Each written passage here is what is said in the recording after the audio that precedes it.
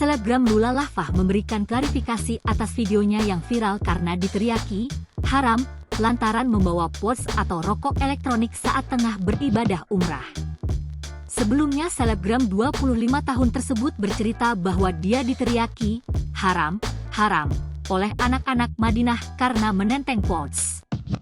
Aku syok banget dong, tiba-tiba lagi jalan, aku cuma megang pods, nggak aku lagi isap gitu, tiba-tiba diteriakin, haram,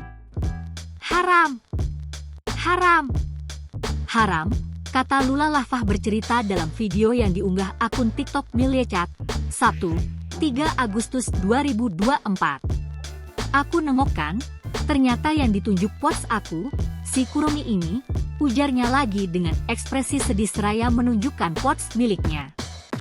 Jadinya dibilang haram, padahal nggak apa-apa, nggak haram. Cuma kaget aja sih, pertama kali seumur hidup diteriakin haram, sambungnya. Sebelumnya, Lula Lafah panen nyinyiran karena soal tersebut. Selain karena dia membawa pods saat umrah, namun juga cara Lula menjelaskan sambil tertawa-tawa dinilai kurang menghargai. Banyak yang menyayangkan ibadah Lula Lafah yang terkesan kurang khusyuk dan lebih mirip seperti sedang berwisata gara-gara kejadian ini. Download Tribun X sekarang, menghadirkan lokal menjadi Indonesia.